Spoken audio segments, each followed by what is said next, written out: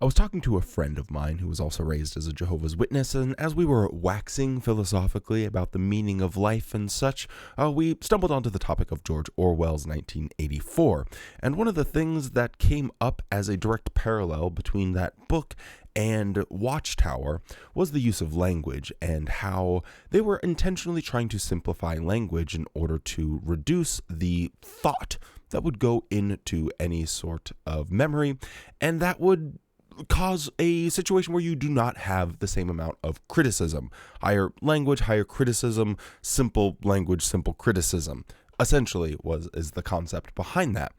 And it gave us a bit of a giggle because we thought about just how simple the Watchtower has become over the last few years. And we're the same age, so we witnessed this transition in real time, because what Watchtower did a few years back was they added a new addition to the study edition of the Watchtower, and it was known as the Simplified Edition.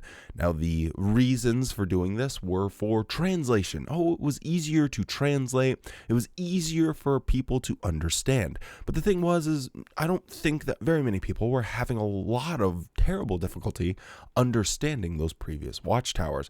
I think there was a process in place in order to simplify the organization's doctrine as a whole. Now, fast forward a little bit, and what happened to the simplified edition of the Watchtower? Well, it became the Watchtower, and now you no longer had one that was capable of potentially higher criticism. You only had this simplified, dumbed-down version. Now, yesterday I was thumbing through, why do we say thumbing through?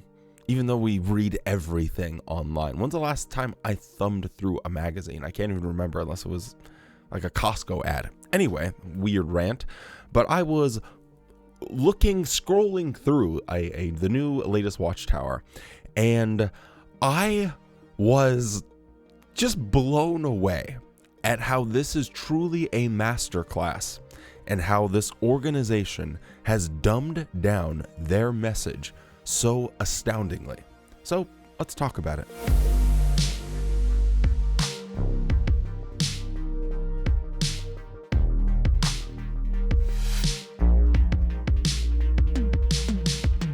And yes, that is why my dog's name is Winston Smith. It's not because Winston was a popular pet name at the time. No, I reject anything that is popular because I am a unique Renaissance individual that comes up with unique ideas. Not really, but that's why his name is Winston Smith. So Exhibit A of this simplified dumbing down of Watchtower is here in the very first article on paragraph 9. Jehovah's remarkable love is evident in the way he treats those who choose to ignore his existence. Consider these facts. Throughout history, billions of people have chosen to live by their own standards of right and wrong.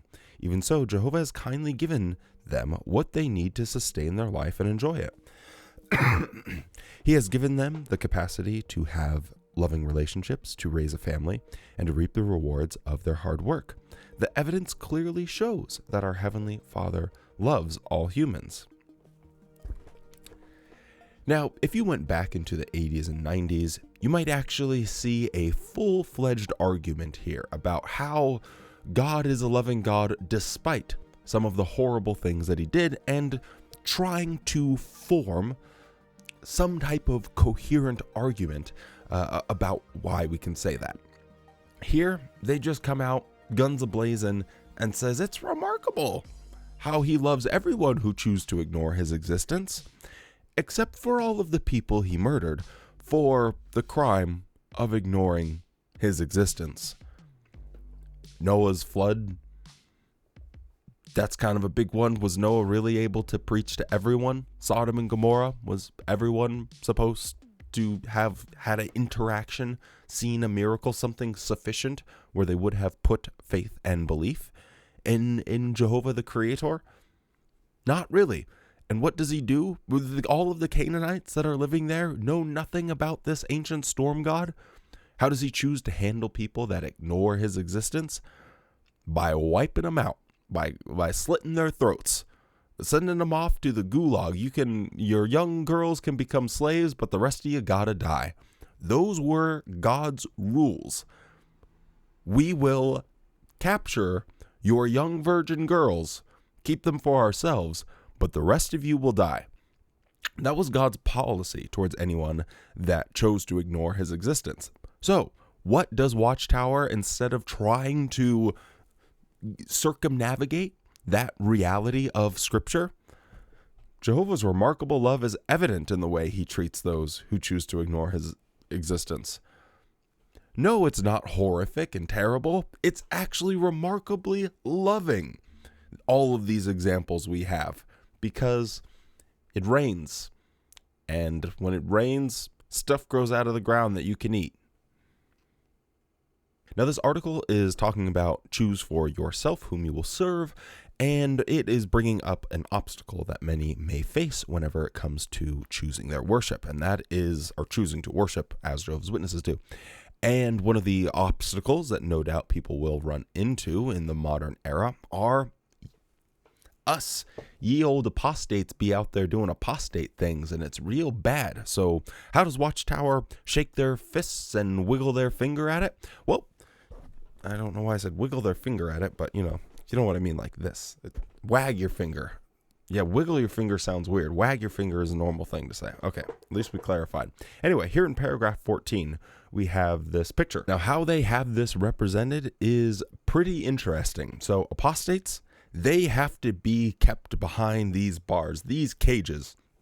These animals out here, you have no idea what they're capable of. So, the city, the local law enforcement has to come and set up a barricade around them because you can't let apostates out there in the wild. This is a misrepresentation of the reality of it.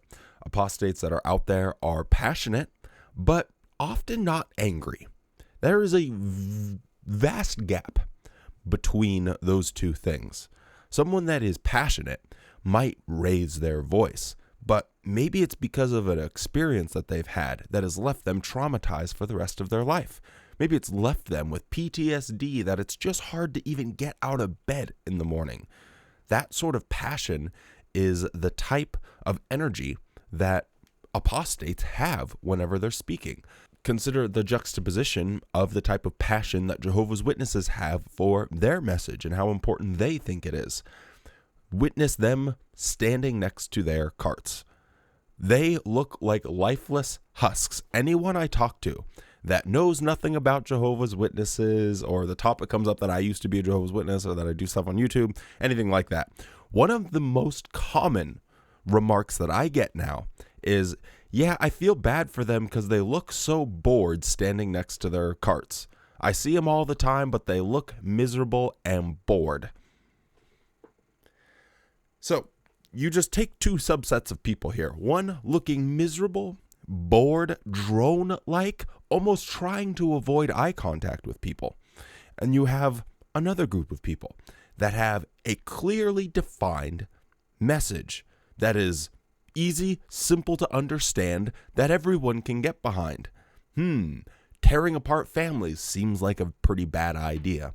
Letting children die because of not receiving a life-saving medical intervention seems like a pretty bad idea. Having someone limit their amount of education or their ability to participate in politics seems like a pretty bad idea. Any of these messages that apostates might bring to people are logical things that they can think for themselves about. When it comes to the Jehovah's Witnesses, they just want you to, become another lifeless husk standing next to a cart until you get old and die? It is not going to draw anyone. Now, the argument that they're making here is in paragraph 14, so we'll just give that a read. We want to help clear Jehovah's name of all reproach. Consider this scenario. You have a close friend who is kind, generous, and forgiving. One day, you hear someone accuse your friend of being cruel and dishonest. How do you react? You defend him. Similarly, when Satan and those under his influence try to ruin Jehovah's reputation by spreading lies about him, we respond by telling the truth about Jehovah, vigorously defending his name. We show that we want to serve Jehovah whole-souled by our words and actions. Now, you can basically just substitute Jehovah for the governing body here because they're essentially one and the same. So, your friend is accused of being cruel and dishonest. That's not the situation that happens with apostates. We demonstrate how the organization is cruel and dishonest. It is not left to the person to be like, well, they're just throwing accusations out there. They can see it clearly, use their own reasoning and thinking and say, wow, this organization is pretty cruel and dishonest. Now, what sort of tools are going to be effective in battling and combating some of those claims? Well, Jehovah's Witnesses don't have those tools because Watchtower never gives them a realistic situation. They never say, hey, here's what the apostates are saying about us, and here's the actual truth of it. Why do you think that they never give that scenario? Why do you think that Watchtower never addresses specific things that are said about them, negative things that are said about them? Could it be because they're actually true? And to further drive point this home, wow. Yep, I said it, drive point this home. In order to drive home this point, there's another article a little bit later on that talks about what people can expect whenever they go into a kingdom hall and experience Jehovah's Witness life in the wild. So here in paragraph 5 of this article, first you have a picture. This lady's pondering under some tree from Game of Thrones. The tree with a little face on it. It's cool. And there's people getting the old hugs. The classic meme at this point. You gotta love the hugs that you get at the Kingdom Hall. You get the hugs. I love hugs. Paragraph 5. Some who attend a meeting for the first time are deeply impressed by the love we have for one another. On that basis alone, they may conclude that they have found the truth. Consider the experience of Kaithra, a university student who was studying with Jehovah's Witnesses. She accepted an invitation to attend a regional convention. After attending the first day in person, she told her Bible teacher, "I have never been hugged by my parents, but at your convention, I received 52 hugs in just one day. I felt Jehovah's love through this spiritual family. I want to be a part of that family." And then she went on to get baptized. So this is the new meta of preaching, essentially. You don't try and use any reasons why the world is going to end and they need to become a Jehovah's Witness if they want to survive. Just come in hot with some sweaty, stinky hugs. Now, the other thing here is this is an insane amount of hugs to receive in a single day. Because if you are someone new coming to a convention, it's unlikely you are going to show up sufficiently before the program even starts. So you'll have the morning session, blah, blah, blah, and then you'll have a lunch break, which is typically a little bit more than an hour. I guess we'll have to factor in some time for peeing, eating your lunch, drinking water, all of that good stuff where, downtime from hugging. And then maybe you'll stay for 30 minutes or so after. So let's just use easy numbers here. You stay for 90 minutes. So you have 90 minutes of potential hug time. And you received 52 hugs in that 90 minutes. What is that? That is a hug every minute and 43 seconds. That is a lot of hugs from people that you don't know. A hug? Are you hugging the same person over again? Did you encounter in the wild someone that just starts laughing? Oh, I love you so much, and then they just hug you? Because they're just spamming hug, so you can't really count those ones. So I assume she's talking about 52 different people in one day. That is an incredible amount of hugs per second, hugs per minute. Her HPM was going wild. Now, in this next section I want to talk about, they are patting themselves on the back for what they do as far as disaster relief goes. So let's have a look. So here we have a picture of old beige Kegels. He looks like he's visiting an area, shaking hands with someone that's in a wheelchair. So, yippee-ki-yay. Paragraph 9. Jehovah also provides for his people during times of disaster. For instance, when a famine arose in the first century, Christians from various lands sent provisions to their brothers and sisters who were in need. God's people today show the same spirit of generosity. When disaster strikes, Jehovah lovingly moves his people to provide such necessities as food, water, clothing, and medicine to those living in the affected areas. Construction teams repair damaged homes and kingdom halls, and Jehovah's servants are quick to provide emotional and spiritual support to those who have suffered loss. Jehovah also generously provides for those who do not yet worship him. Nothing on top of that. Just Jehovah also provides for those who do not yet worship him. And the evidence for that is, trust me, bro. Similarly, we look for opportunities to be kind to those who do not share our faith. This often results in a fine witness.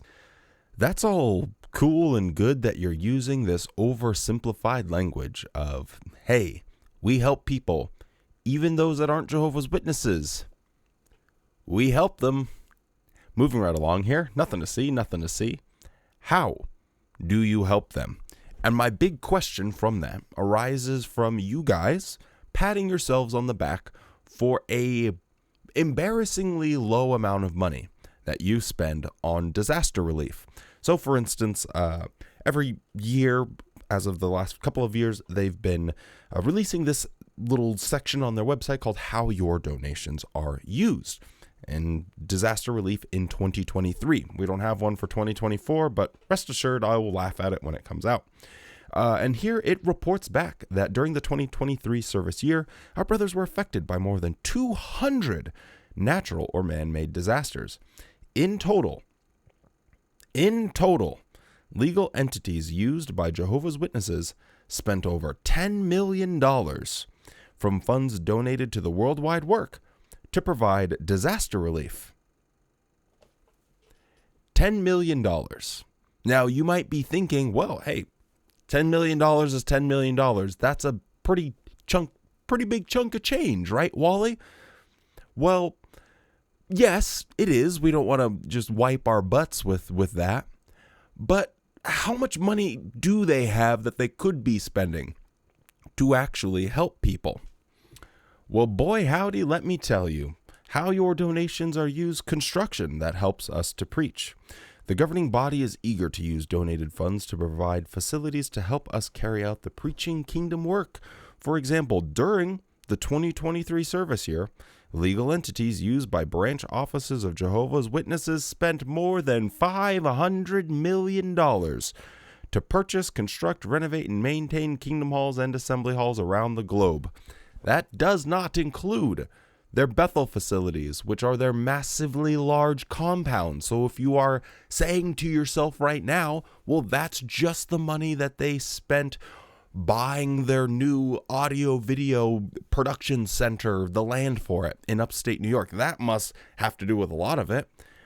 From what I'm reading, that's probably in a separate itemized line in their balance sheet. So this is just for kingdom halls and assembly halls. $500 million as opposed to spending $10 million on disaster relief. Every time I bring this up, I think there's a problem in how people can't quite grasp very large sums. I think sometimes it gets lost. You know, you say $1 billion and it sounds like $1 million, a very similar word. But really, like, take a second to think about the disparity between using money to help people. Oh, and by the way, they don't specify if that $10 million that they use for disaster relief is for repairing, or how much goes to repairing kingdom halls, which is an important distinction because they own all of the kingdom halls. So if they are only fixing the property that they already own, that's not disaster relief. That's just maintenance. They have not helped anyone. They've helped their own organization. So we don't know what that number actually is, but let's just take their word for it. and think about it. So let's put this into perspective just so you know what I'm talking about, because I feel like people don't have like a grasp of it. If you spent $1 every single second, how long would it take you to spend your $10 million? It would take you 115 days. It would take you about 15 weeks. 15 point something. 15.8. We'll just say 16 weeks. Make it easy math. Take you 16 weeks to spend $1 every single second of every single day, round the clock. Okay? How long would it take you to spend $500 million? That would take you 15.8 years. Easy math. 16 years. The old Jehovah's Witness prophecy, the weeks of years, a perfect example. On one hand, if you spend $1 every single day, it takes 16 weeks to get to $10 million. 16 years to get to 500 million. It pales in comparison. It just does. It is such a vast gap between the money they spend of actually helping people and what they do to improve their own real estate portfolio. Like, really get your head around just how big that gap is. I hope that helps. All right, now the last thing I wanted to talk about, which expect a video a little bit more in depth on this subject coming out very soon. I wanted to just talk about this one in paragraph 14, about Jehovah's protection. Jehovah at times protected his worshipers in the past from physical harm. However, he did not do so in every case. Sometimes we fall victim to unexpected events. Also, Jehovah has allowed his servants throughout history to face persecution and even death in order to prove Satan a liar. You see why I'm saying that this is just disgustingly oversimplified, how they write these watchtowers now? In order to prove Satan a liar, Jehovah might let you just get persecuted and die. That makes absolutely no sense. Imagine there are 5 people just standing in a circle, all hanging out, smoking some weed. And 2 of the people, one of them goes to Stacy, we'll call him John, and John goes to Stacy, and he's like, "Hey, Stacy, you're a liar." Stacy's like, "What do you mean? I don't know what you're talking about." And John's like, "I know for a fact that you laced one of these joints with some bad stuff that could kill somebody." And Stacy's like, "What? I don't know what you're talking about." And John says, "Here, I'm going to prove it." So he ties down one of the other people and lights it up, forces him to smoke it, and then the guy passes out and dies. And then John says, "Look, I told you guys, now I've proved that Stacy is a liar." Well, everyone else looking at them is going to think that John is a sociopath. But it gets even worse, because then after that, John whips out his cell phone and says, "Hey guys, look, I have a video of Stacy lacing the joint with this bad stuff that I know would kill people. But I had to prove she was a liar because you guys wouldn't have believed me." And they're all sitting there thinking, is that the only way you could have proved Stacy a liar? Was by allowing someone to die?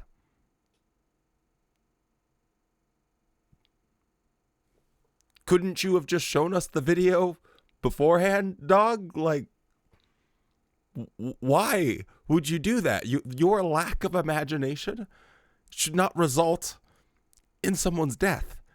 And yet they have this way of talking about Jehovah in this way. Well, Jehovah, he had to allow some people to die in order to prove Satan a liar, and everyone just nods their head. But how they talk about it in such a simplistic way now, do people still just nod their head along? Or maybe it's the case that Jehovah's Witnesses simply don't care about what's written in the pages. Maybe it's just a social club at this point. because this organization, it continues to get even more absurd and far removed from anything that I could recognize as the Jehovah's Witnesses that I grew up with, 20 years ago. Anyway, that's about all I got for you guys today. So yeah, stay safe, be kind, and remember to love the things you love more than you hate the things you hate. And you better have a good ass day.